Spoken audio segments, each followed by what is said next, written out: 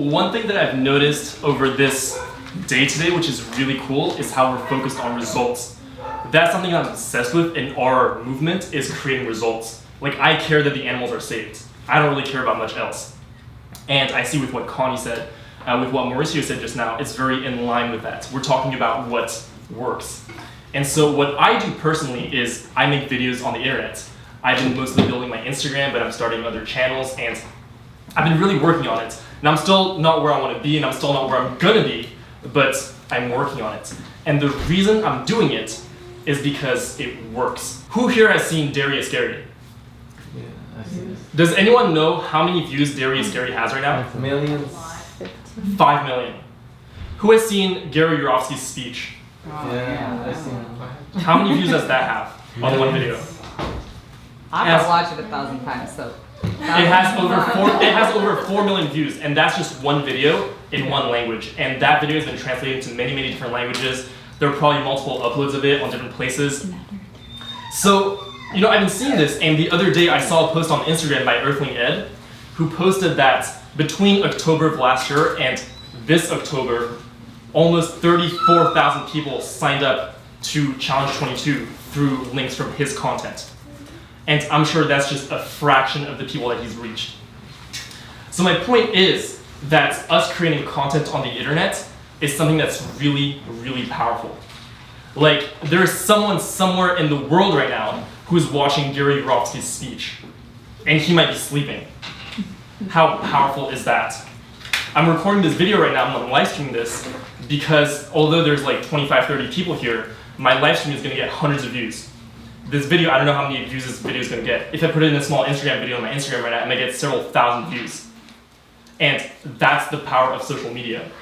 And the reason I want to talk about this is because I know there are a lot of people here doing a lot of different things, but I really believe that whatever your mission is, understanding social media and using social media is something that could really benefit you. I really believe this. And the other thing I want to say is that it's something that you can learn. Like, I don't do social media because I like it. Like, I like it, but it's not the reason why I do it. I do it because it's ultimately going to create a result that I want.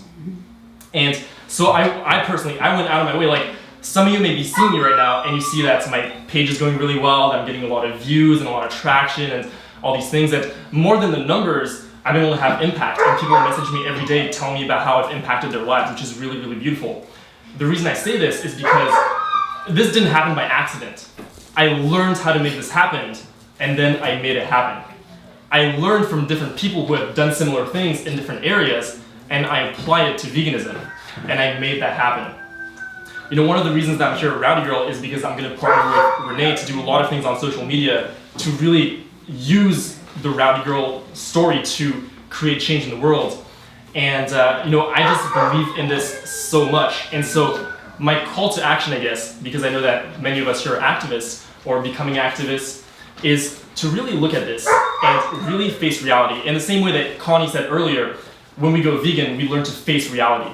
We learn to see the world the way that it actually is, and often being vegan can open us up to other things. And my call to action would be to be open-minded to the idea of using social media to our advantage, because what we can do is insane. I mean, like, it's like I can sleep for 8 hours, and while I sleep, like, my videos are gonna get thousands of views. Even with things like Anonymous for the Voiceless, when I go to Cubes, typically if I can with someone else, I'll team up to record my outreach conversations.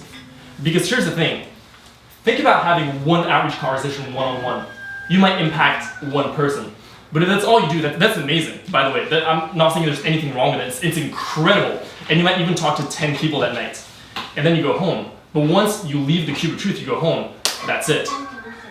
But if I record one outreach conversation, I can make like a 1-minute clip out of it. I have one outreach conversation on my Instagram right now that has 64,000 views.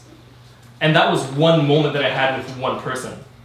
And so social media is a tool that we can use to scale everything that we do. And I really want us to look at this and use this to our advantage.